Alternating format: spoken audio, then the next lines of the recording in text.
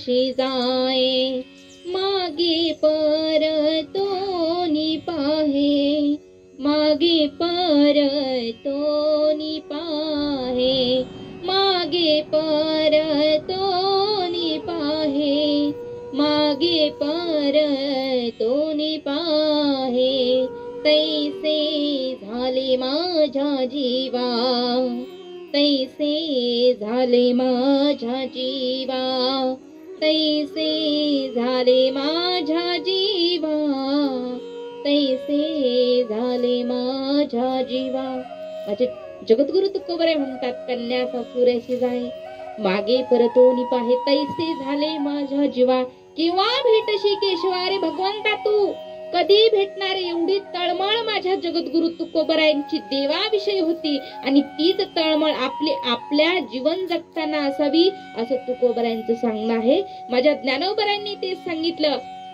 माझ्या सगळ्या संतांनी सांगितलं, परमार्थाची तळमळ असावी, देवाविषयी आसक्ती असावी, आई बापाविषयी प्रेम असावं, आपल्या नातेवाईकांविषयी जिव्हाळा असावा आणि सगळ्या समाज बांधवांसाठी आणि माझ्या स्त्रियांसाठी, माझ्या माता भगिनींसाठी मनामध्ये आदर असावा, त्यालाच खरा मनुष्य म्हणायचं. माझ्या माऊली म्हणतात, तरी इथं काही तुझं शोकासही कारण नाही, जन्म मृत्यू पाही अपरिहार, म्हणून मृत्यू झाली एक माता, 10 दिवसापूर्वी गेली, सौभाग्यवती गेली. दुसरी गोष्ट ती एक आई आहे. आता आई जिच्या हृदयामध्ये प्रेमाचा मायेचा अथांग असा झरा ओतप्रोत वाहतो, तिला म्हणतात आई. तिचं सारखं प्रेम जगाच्या पाठीवरती कोणीच देत नाही, तिलाच म्हणतात आई. लेकराचं थोडं जरी दुखलं तरी माझं लेकरू आजारी पडलं हा काळजीचा वनवा जिच्या हृदयामध्ये लगेच भडकायला सुरुवात होते, तिला म्हणतात आई. त्याला बरं वाटलं का तिच्या चेहऱ्यावरती हसू येतं, तिला म्हणतात आई. त्याचा 1 नंबर जरी आला तरी मायेचा हात पाठीवरून फिरवून एक आपल्या गालाचा मुका जी घेते ना, तिला म्हणतात आई. आणि अशी जेव्हा आई जाते ना, तेव्हा कळतं आई म्हणजे काय. बाप जातो तेव्हा कळतं बापाची किंमत काय. आणि जेपर्यंत ते आहे तोपर्यंत आपलं सगळं त्या माहेरात आहे. पण ज्या दिवशी आई आणि बाप जाईल ना, कोणतीच लेक दादा माहेरामध्ये मला जायचं असं म्हणणार नाही बघा, कोणतीच लेक. आई बाप जोपर्यंत माहेरात आहे तोपर्यंत मला भावानं नाही फोन केला तर बाप फोन करणार आहे, आई फोन करणार आहे. हे माझ्या लेकीनं माहिती आहे, माझ्या सगळ्या ताईनं माहिती आहे. पण ताई एक सांगून जाईन, ज्या दिवशी तुमच्या घरी तुमच्या माहेरात तुमची आईन बाप नसेल ना, त्या दिवशी तुम्हाला माहेरातून जरी शेजारच्या माणसाने जरी कॉल केला ना, तरी सुद्धा तुम्हाला तिथं जाऊ नाही वाटायचं. का? तुमच्या मैत्रिणी जर विचारलं का ग तू माहेराला गेली नाही, तर तुमचं उत्तर एकच येणार, जाऊन काय करू. माझ्यावर नितांत प्रेम करणारी माझी आई आणि माझा 80 वर्षाचा काठी टेकत टेकत वाटाला पुढे येणारा माझा बाप आता राहिला नाही. मी कुणासाठी माहेराला जाऊ, हे एकच उत्तर त्या लेकीच्या मुखामध्ये असतं. म्हणून ना एक सांगून जाईन बघा, आई बाप आहे तोपर्यंतच माहेरी लेकीचं. भले भाऊ भाऊजे किती प्रेम करणारे असले ना, तरी आई बाप नसतील ना, लेकीला त्या माहेरात जाऊ वाटत नाही हो. म्हणून सांगून जाईन बघा, आई आपल्या लेकरासाठी काय करू शकते. आणि आपणही बघा, आई बापाचा आदर कदर करा, त्यांचा चांगला शेवट करावा, हे का मुला मुलीचं कर्तव्य आहे. पण शेवट अगदी सांगून जाईन की आई लेकरासाठी काय, अगदी शांत चित्ताने ऐका बघा, तुम्हाला लगेच लक्षात येईल आई लेकरासाठी काय करू शकते. 6 महिन्याचा गर्भ पोटामध्ये असताना पोराचा बाप गेला, त्या गर्भात असलेल्या बाळाचा बाप गेला. कुटुंबाची जबाबदारी एका आईच्या शिरावरती आली. घरामध्ये दुसरं तिसरं कोणी नव्हतं, फक्त एक आईच होती. काबाड कष्ट करून संसार चालवणारी ती आई, पण आता तिचं एक चाक गळून पडलं होतं. जेव्हा संसार रूपी रथाचं एक चाक गळून पडतं ना, तो रथ पुढे जात नाही, एक चाक गळाला की रथ तिथं जागच्या जागी थांबून जातो. आणि मग रथाचं एक संसार रूपी रथाचं चाक गळाला, ते म्हणजे नवरा गेला. 6 महिन्याचा गर्भ पोटामध्ये होता बघा ताई. 9 महिने 9 दिवस झाले. गावातले 4-5 बाया आल्या, त्या बाईचं बाळंतपण केलं कसं तरी, आणि तिनं एका सुंदर मुलाला जन्म दिला. बरा मुलगा झाला, वंशाचा दिवा मुलगा झाला. आनंद झाला आईला, पण एका बाजूने दुःख झालं, हा माझा मुलगा, हा माझा वंशाचा दिवा बघायला त्याचा बाप आज जिवंत नाही, हे झालं त्या माऊलीला दुःख. पण आनंद झाला तर मला मुलगा झाला. मुलगा हळूहळू हळूहळू वाढायला लागला. 6 वर्षाचा पोरगा झाला बरं का. पण बघा, जीवनामध्ये कधी सुख येतं, कधी दुःख येतं. त्या आईनं तो पोरगा झाल्यापासून त्याच्यासाठी किती किती कष्ट केलं, इतकं काबाड कष्ट केलं ताई, जसं तुम्ही तुमच्या मुलांसाठी करतात. आणि एक आईन बापच सांगू शकता आपण आपल्या पोरासाठी काय करतो. भले ते आपल्याला म्हणतात, तुला काय कळतंय, तुला अक्कलच नाही, तुझ्या डोक्यात पाणी झालंय. अहो काय काय नालायक तर शिव्या पण देणार आहेत. आपल्यात काही कमी आहेत का? बरोबर का नाही? मुरावरून म्हणत, काय केलं तुम्ही आमच्यासाठी? हा काय केलं? हे सगळं करतो ते मीच करतोय, तू काय केलं माझ्यासाठी? अरे कारेची भाषा बापाला. अहो आहेत काय काय असे नालायक. आता काय करावं? आपण संस्कार चांगले केले असते तर त्यांनी कशाला शिवी दिल्या असत्या? आपण संस्कार चांगले करा, आपल्याला शिवी देणारा पोरगा पोरगी जन्मालाच येणार नाही. आपला आदर करतील, शिव्या नाही देणार. मग काय झालं, सुख दुःख अशी येतच होते. ती आई याच्या त्याच्या बांधावर जायची, काबाड कष्ट करायची आणि त्या लेकराला 2 घास आणून घालायची बघा. पण ते जीवनामध्ये एक झालं असं. 3 वर्षाचा पोरगा झाल्यानंतर थोडासा अपघात झाला, परंतु त्या माता माऊलीनं, त्या पोराचा अपघात झाला होता पण माता माऊलीनं कुटुंब सावरलं आणि पुन्हा नव्यानं उमदेने उभी राहिली. याच्या त्याच्या बांधावर जाऊन काम करायची, पण त्या लेकराला लहानाचं मोठं करायला लागली. पोरगा 6 वर्षाचा झाला ताई.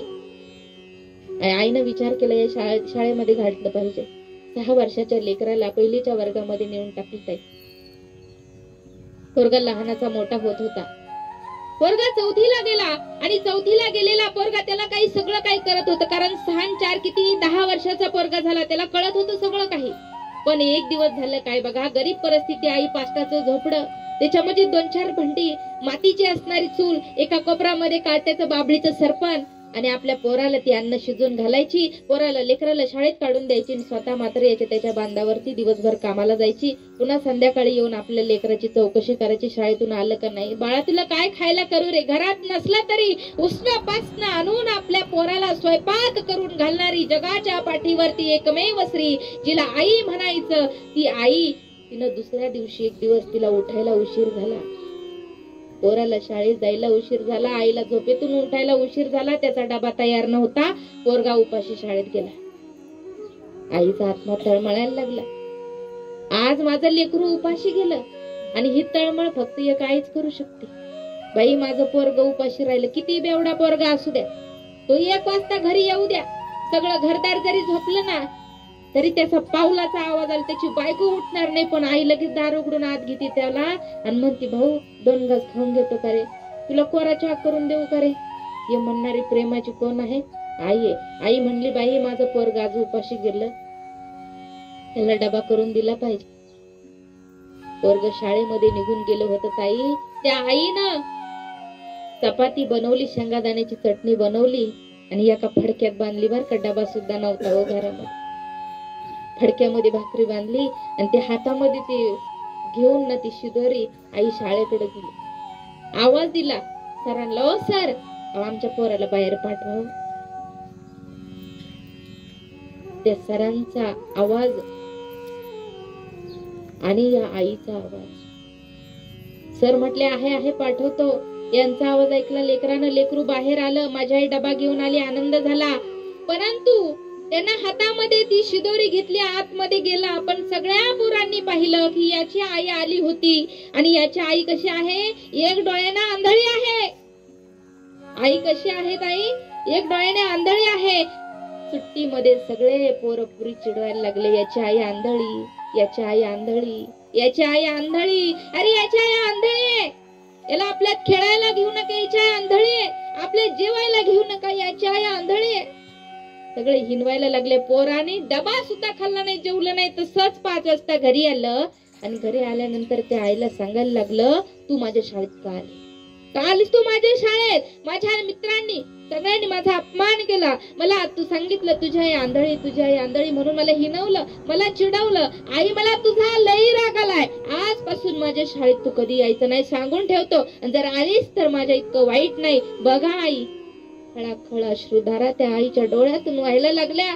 ज्याला 9 महिने 9 दिवस पोटात वागवलं, ज्याच्यासाठी मी काय केलं हे फक्त माझ्या आत्म्यालाच माहित आहे मी याच्यासाठी काय केलं. आणि तो पोरगा आज म्हणतोय की माझ्या शाळेमध्ये येऊ नको, पण आईचं प्रेम, आईचं अंतःकरण सांगितलं दा बाळा माझं चुकलं रे राजा, नाही येणार परत तुझ्या शाळेत, माझी चूक झाली रे, या आईला माफ कर, पुन्हा मी कधीच येणार नाही. अहो जी चुकली नसताना सुद्धा मी चुकले असं म्हणणारी आणि आपल्याला मोठ्या अंतःकरणाने माफ करणारी ती फक्त एक आईच आहे दादा. जगाच्या पाठीवरती एकमेव न्यायालय असं आहे जिथं सगळे गुन्हे माफ होतात आणि त्या न्यायालयाचं नाव आहे आपल्याला जन्म देणारी आपली आई. हा हा म्हणता पोरगा 12वीच्या वर्गात जाऊन पोहोचला. इतका हुशार पोरगा, इतका अभ्यासू पोरगा, ज्याचा 1 नंबर आला. आणि त्या ठिकाणी तालुक्याच्या ठिकाणी त्याला बोलवण्यात आलं, सांगितलं भाऊ तुझा सत्कार आहे. लय आनंद झाला पोराला. सत्कार म्हणलं कोणाला आनंद नाही व्हायचा. आनंद झाला, अमक्या अमक्या तारखेला तू अमक्या अमक्या ठिकाणी ये. इतका आनंद झाला, गावामध्ये सुद्धा आनंद झाला, सगळ्या लोकांना झाला. म्हणे अरे त्याचा सत्कार समारंभ आहे, मोठे साहेब येणार आहे, त्यांच्या हस्ते त्या पोराचा सत्कार का, तर 1 नंबर आला म्हणून. आईला लय आनंद झाला. पण पोराने सांगितलं हे बघ आई, तुला आता सांगून ठेवतो, माझी चव घालायला तिथे यायचं नाही, कारण तू एक डोळ्याने आंधळी. काय, तू एक डोळ्याने आंधळी आई, अजिबात माझे तिथे यायचं नाही, नाहीतर मला 4थीत जो अपमान झाला तो आता करून घ्यायचा नाही. तू यायचं नाहीस बर काय, अजिबात ये. आई म्हणली भाऊ मी नाही रे येणार, जा. पोराला काढून दिलं ना. आईचा आनंद इतका फाट होता. आई म्हटली आईच शेवटी मन. आई म्हटली नाही नाही बाई, मी तिथं नाही पण ते लांबून तर पाहू शकते ना माझ्या पोराला. पोराला पुढे जाऊन दिलं आणि त्या आईनं तिच्या स्वतःकडे पैसे नव्हते, तिच्या मैत्रिणीकडून 20 रुपये उसने घेतले आणि म्हणली बाई जीववाल्याला मला दे ना 20 रुपये, मी तुझे देऊन टाकीन, तुझ्याकडे कामाला येऊन देऊन टाकीन, पण मला 20 रुपयाची गरज आहे. 20 रुपये घेतले आणि जीपने आई कुठं तालुक्याच्या ठिकाणी जिथं सत्कार समारंभ होता तिथं जाऊन आई पोहोचली. तिनं ते दृश्य पाहिलं आणि तिचं हृदय दाटून आलं, डोळ्यातून आनंदाचे अश्रू आले. 6 महिन्याचा माझा गर्भ पोटात असताना बाप गेला लहानाचा, मी मोठा केला, तळहाताच्या फोडाप्रमाणे जपला आणि आज माझा पोरगा इतका मोठा झाला की आज कुणीतरी साहेब लोक त्याचा सत्कार करणार आहे. कुणी हार घालतय, कुणी फोटो घालतय, कुणी बुके देतय, कुणी पेढा तोंडात घालतय, कुणी लाडू भरवतय. हा आनंद त्या आईनं पाहिला, पण आज जाऊन नाही पाहिला, गेटच्या बाहेरून पाहिला. का तर माझ्या पोरानं पाहिलं तर म्हणल तू इथं कशाला आली, माझ्यावर राखून. एवढा आनंद पाहिला, तिचं मन भरून पुरून उरलं आणि ती आई माघारी फिरली, घरी जाऊन पोहोचली. ती गेल्यावर अर्ध्या तासानं पोरगा आला बर का. इतका आनंदी पोरगा होता. म्हटलं आई मी आज लय आनंदी आहे ग. ती म्हटली मला माहित आहे दादा तू किती आनंदी. तुला कसं माहिती? म्हणे मग मी लांबून पाहिलं, तुला सांगितलं होतं ना येऊ नको, कशी काय आलीस तू? अरे मी आत आली नाही रे दादा, मी गेटच्या बाहेरून पाहिलं रे बाबा, मी आलेच नाही आतमध्ये. नाही नाही तू कशाला आलीस?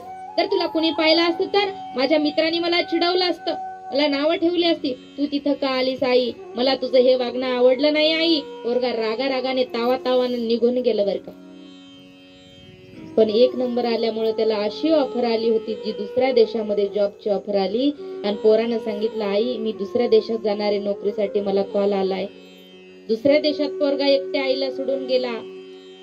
तिकडे गेला तो तिकडाच झाला. तिकडची संस्कृती, तिकडचे आचार, तिकडचे विचार, तिकडचं राहणीमान, तिकडच्या मैत्रिणी मित्र, सगळं काही त्याचं सगळं वागणंच बदलून गेलं आणि जन्म देणाऱ्या आईला पोरगा सगळा विसरून गेला. आई काळजी करीत होती, दिवसामागून दिवस जात होते ना. असा एक दिवस अशी असह्य अशा वेदना व्हायला लागल्या, इतकी आजारी झाली आई. फोन केला गावकऱ्यांनी, बाहेर भाऊ तुझ्या आईला पाहिला ये रे, तुझी आई पार आता जाईन का मग जाईन अशी झाली रे अवस्था, ये रे तुझ्या आईला पाहिला. पोरानं सांगितलं मला वेळच नाही. अरे जिनं 9 महिने 9 दिवस दगडासारखं ओझ पोटात वागवलं, तुला 3 ते 4 वर्ष कुशीत वागवलं, ताटातला घास भरवला, तोंडातला तिच्या घास तुझ्या तोंडामध्ये घातला, अंग खांद्यावर खेळवलं, जिनं 32 धारा तुला दुधाच्या पाजल्या, 3 ते 4 वर्ष दूध पाजलं, तुझ्याकडून 1 रुपया सुद्धा घेतला नाही. त्या आईला तू म्हणतो मला वेळ नाही. लाज वाटली पाहिजे अशा गाबड्यांना की जे आई बापाला कमी समजतात. किती नालायक प्रवृत्तीचे तो काही काही पोरं असतात तो असे काही काही. त्यानं सांगितलं मला वेळ नाही. गावकरी म्हणे अरे भाऊ शेवटच्या घटी काय आता जाईन का मग जाईन? तो म्हटला मला काय करायचं, गेली तरी एक काम करा तुम्ही, अंत्यविधी करा, मी दावेली येईन. पहा तिकडं गेला का तिकडचं झाला. आणि दुर्दैव असं त्या ठिकाणी ती मातोश्रीने ती शेवटचा श्वास सोडला. गावकऱ्यांनी फोन केला, भाऊ तुझी आई गेली. म्हटलं करा अंत्यविधी. गावकऱ्याने अंत्यविधी केला, पण एकुलता एक पोरगा अंत्यविधीला आला नाही. 2-4 बायका गेल्या 7व्या दिवशी त्या बाईच्या झोपडीमध्ये इकडून तिकडून घर स्वच्छ केलं, साफसफाई केली. एका कोपऱ्यामध्ये गठुडं होतं, गठुडं कपड्याचं. म्हणे काय या गठुड्यामध्ये जरा उघडून पाहावं. तर ते गठुडं जेव्हा उघडलं ना, आता खरं ऐका काय ते, त्या गाठुड्यामध्ये एक फाईल होती. फाईल, छोटीशी फाईल होती. एका हॉस्पिटलची, दवाखान्याची ती फाईल होती. आणि ज्यांनी पाहिलं ती सुशिक्षित मंडळी, लिहिता वाचता येणारी ताई होती. तिनं प्रत्येक पान उचकलं. शेवटच्या पानावरती त्या डॉक्टरांनी 2-3 ओळी लिहून ठेवल्या. त्या डॉक्टरांनी त्या ओळीमध्ये जे लिहिलेलं होतं ना, ते जेव्हा त्या ताईनं वाचलं, हंबरडा फोडून ती ताई रडायला लागली. 2-4 बायका म्हणे तुला रडायला काय झालं, असं काय त्याच्यात लिहिलेलं तू रडायला लागली. त्या बायकांनाही दाखवलं, त्या सुद्धा रडायला लागल्या की एक आई आपल्या लेकरासाठी काय करू शकते हे त्याच्यात लिहिलेलं होतं. परंतु आता तेच रडणाऱ्या बायका त्यांनी सांगितलं, हो असं असं झालेलं आहे, त्याला फोन करा, दाव्याला येतो का नाही. तो दाव्याला आला. ज्या दिवशी दावा होता त्या दिवशी सकाळचा पोरानं घरामध्ये पाय टाकायचा, तर त्याच्या हातामध्ये त्या माता माऊलीनं ती फाईल दिली आणि सांगितलं, ज्या आईनं तुझ्यासाठी एवढं काबाड कष्ट केलं, जिला तू आंधळी आंधळी म्हणून हिणवलंस, तिला 4 लोकांमध्ये येण्यासाठी तू परवानगी देत नव्हता, जिच्या अंत्यविधीला येण्यासाठी तुझ्याकडे वेळ नव्हता, पण त्या आईनं तुझ्यासाठी काय केलंय ना हे वाच. आईला हातात दिली, पोरानं ते अक्षर वाचलं. त्याच्यात लिहिलेलं होतं डॉक्टरांचं वाक्य, जगाच्या पाठीवरती नितांत प्रेम करणारी जर कोण असेल तर ती फक्त आणि फक्त आपली आई आहे. आईसारखं प्रेम जगाच्या पाठीवर कुणी देऊ शकत नाही. आज मी माझ्या डोळ्यानं पाहिलं. मी एक डॉक्टर असून सुद्धा एक आई लेकरासाठी काय करते हे ज्वलंत उदाहरण आज माझ्या समोर आहे. म्हणून मला लिहावं असं वाटलं. लिहिलं असं होतं, 3 वर्षांपूर्वी या पोराचा अपघात झाला होता. ऍक्सिडेंट मध्ये एका गाडीनं असं उडवलं होतं की या पोराचा एक डोळा गेला होता आणि आपल्या लेकराचा डोळा गेला म्हणून असं उचलून त्या माता माऊलीनं त्या हॉस्पिटल मध्ये दाखल केलं होतं त्या पोराला. आणि डॉक्टरांनी सांगितलं होतं, आई साहेब तुमच्या पोराचा डोळा गेला हो, आता तुमच्या पोराला एकच डोळा आहे. त्या आईनं असा पदर पसरला. डॉक्टरांकडून सांगितलं, डॉक्टर साहेब अहो माझं एवढं सुंदर लेकरू, ते कसंही असू द्या पण तिला सुंदर बरं का. ते काळा असलं तरी ती म्हणते सुंदर आहे, ते नक्ट असलं तरी ती म्हणते माझं सुंदरच आहे, ते शेंबड जरी असलं तरी ती काय म्हणती माझं लेकरू सुंदरच आहे. ती म्हटली, दादा अहो तुम्ही डॉक्टर आहे, तो माझं एवढं सुंदर लेकरू एक डोळा नसला तर ते कसं दिसलो. त्याला दुनिया आंधळे आंधळे म्हणून हिनवलो, त्याला कुणी आंधळ म्हणून याच्यासाठी काहीतरी उपाय असेल तर सांगा ना डॉक्टर. म्हणे आई त्याला डोळा बसवावा लागेल, पण तुमची तेवढी परिस्थिती आहे का. म्हटली, डॉक्टर साहेब माझी तेवढी परिस्थिती नाही, पण हा माझी डोळा देण्याची परिस्थिती आहे. मी माझा स्वतःचा डोळा देऊ शकते ना माझ्या लेकराला. अरे अशी जगाच्या पाठीवर एकमेव आई. डॉक्टरांनी सांगितलं, त्या आईनं स्वतःचा डोळा आपल्या लेकरासाठी दिला. स्वतः एका डोळ्याने आंधळी राहिली, पण माझ्या लेकराला जग दिसावं याच्यासाठी त्याला 2 डोळ्याचा केला. आणि असं वाक्य ज्यावेळेस पोरानं वाचलं, जो निघून गेला होता त्याला काय करावं, त्याच्या पायाखालची जमीन सरकली. ज्या आईला मी आंधळी आंधळी म्हणून हिनवलं, ती आई आंधळी नव्हतीच, खरा आंधळ तर मी होतो. माझ्यामुळे ती आंधळी झाली आणि तिचा डोळा तिनं मला दिला. पण मला हे कधीच माझ्या आईनं मला सांगितलं नाही. आणि त्या आईला मी आंधळी म्हणून हिनवलं. तिला माझ्या शाळेत येऊ दिलं नाही, तिला सत्कार समारंभामध्ये सहभागी होऊ दिलं नाही, दूरदेशी गेलो तर तिला एक फोन केला नाही, तिला भेटायला आलो नाही. आणि आज ती माझी आई गेली, ओक्सा बोक्षी पोरगा रडत होता, हंबरडा फोडत होता. आता कितीही रडला, कितीही हंबरडा फोडला, कितीही माफी मागितली, कितीही डोकं आपटलं, तर सांगा ना ताई, त्याची आई येईल का हो? पोरगा रडत होता. तिसरणाच्या टप्प्यावरती धन्य तू ग माते, सर्व संपून राहते आई फक्त तुझे नाते, आई फक्त तुझे नाते. चुकलं तुझं बाळ आई,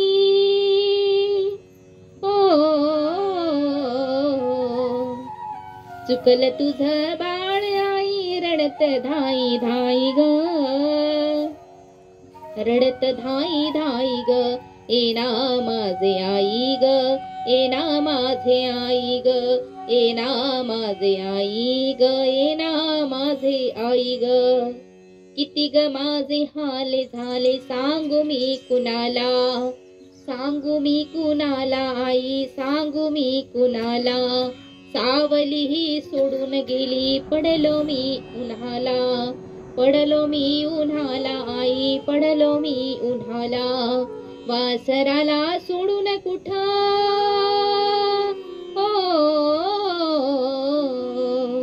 वासराला सोडून कुठं निघून गेली गाई ग, निघून गेली गाई ग, येना माझे आई ग, येना माझे आई ग, येना माझे आई ग, येना माझे आई ग.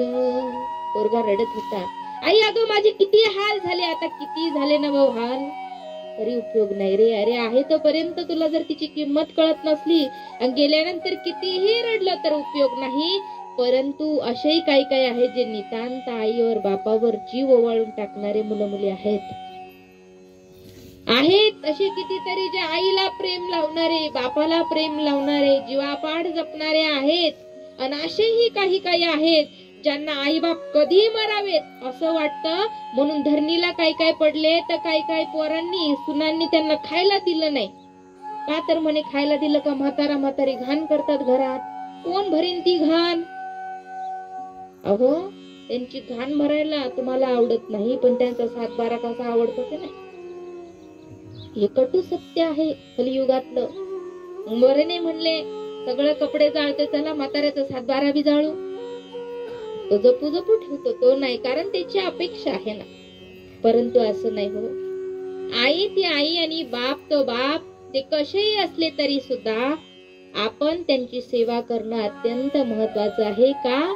कारण त्यांनी आपल्याला जन्म देऊन उपकार केला. जन्म दिला आईने मला, उपकारे हा मोठा झाला. जन्म दिला आईने मला, उपकारे हा मोठा झाला. तेच लागे जरी पायाला, पाणी येते तिच्या डोळ्याला. तेच लागे जरी पायाला, पाणी येते तिच्या डोळ्याला. जन्म दिला आईने मला, उपकारे हा मोठा झाला. जन्म दिला आईने मला, उपकारे हा मोठा झाला. जन्म देऊन आई वडिलांनी उपकार केलाय.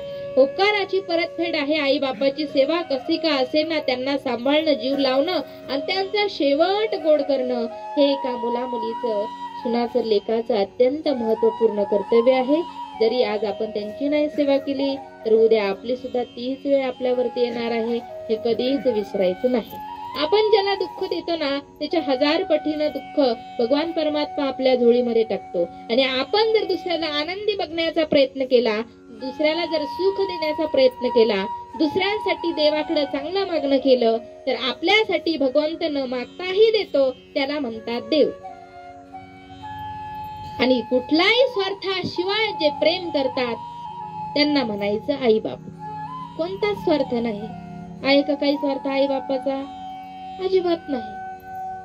आपल्यासाठी कष्ट करणं, कुठून तरी 4 घास आणणं, हे कुणाच्या मनामध्ये असतो विचार चालू? एका आई बापाच्या. म्हणून कुटुंबातली आई गेली. मी असं म्हणत नाही की सगळेजण आई बापाचे हाल करतात, अजिबात म्हणणार नाही. काही गोष्टी त्याला अपवाद आहेत, पण काही काही खरी आज परिस्थिती आहे. मी काही डोळ्याने पाहिलेलं आहे, तुम्ही काही डोळ्याने पाहिलेले, आणि ते सांगणं आजचं कलियुगाचं चांगलं एक प्रबोधन आहे, आणि ते सांगणं एक कर्तव्य आहे. कारण ज्या देवाला तुम्ही काशीला शोधायला जातात, ज्या प्रयागराजला एवढा मोठा कुंभमेळा चाललाय, जिथं तुम्ही स्नान करायला जाता, आता तिथं एवढ्या प्रयागराजला लोक गेलेत ना, प्रत्येक गावातून गेलेत. तुमच्या गावातून गेले का नाही? नाही का? मग जाती नावे गेलेत. आता सांगा कशासाठी गेलेत बरं? तिथं जाऊन स्नान केल्यानंतर आपल्या पापाची निवृत्ती व्हावी, आपलं पाप कुठेतरी जावं, कुठेतरी भगवंतासाठी मन लागावं. तिथं जाण्याचा उद्देश हाच आहे. मी तिथं गेलो, काहीतरी समाधान भेटन. एवढे मोठे साधू आहेत, महंत आहेत, 108 आहे, 1008 आहेत, महंत आहेत, एवढे नाही का नागा साधू, त्यांचे काय तपश्चर्या साध्या आहेत का? मग अशा लोकांचं दर्शन होऊन आपल्या पार डोळ्याचे पारणे फिटणार आहे. एवढा मोठा प्रयागराजला कुंभमेळा, महाकुंभमेळा चाललोय, खूप मोठा आहे. आपण तर जाऊ शकत नाही, की मन मोबाईलवर बघा तुम्ही, इतका आनंद देणार आहे तेव्हा प्रत्यक्ष. मला सांगायचं काय, माणूस एवढा इथून तिथपर्यंत गेलाय, याच्या पाठीमागचं एकमेव कारण आहे की कुठंतरी आपल्याला माझा भगवंत यांच्यामध्ये दिसावा, कुठतरी पुण्य भेटावं, याच्यासाठी तिथं गेलोय. पण जर तिथं जाऊन जर तुम्ही तुमच्या आईबापाचा आदर कदरच करीत नसतील, तुम्ही लोकांना आपलं मानितच नसतील, कुणाशी प्रेमानं बोलतच नसतील, तुम्ही प्रयागराजलाच काय तुम्ही अयोध्येला गेले तरी तुमचा उद्धार होईल का? नाही ना होणार. मला हेच सांगायचं आहे. प्रयागराज बघायचं असेल, अयोध्या बघायची असेल, काशी बघायची असेल, मथुरा बघायची असेल, तर आपल्या घरात बघा, आपल्या आईत आणि आपल्या बापात, बस त्यांचं दर्शन घ्या. सगळ्या जगातली तीर्थ आपल्या आई बापाच्या पायात आहे. आदर कदर सन्मान करा, जगामध्ये काहीच कमी पडणार नाही. म्हणून आज या ठिकाणी कैलासवासी सौभाग्यवती लीलाबाई रामनाथ चव्हाण या मातोश्रींचा असणारा दशक्रिया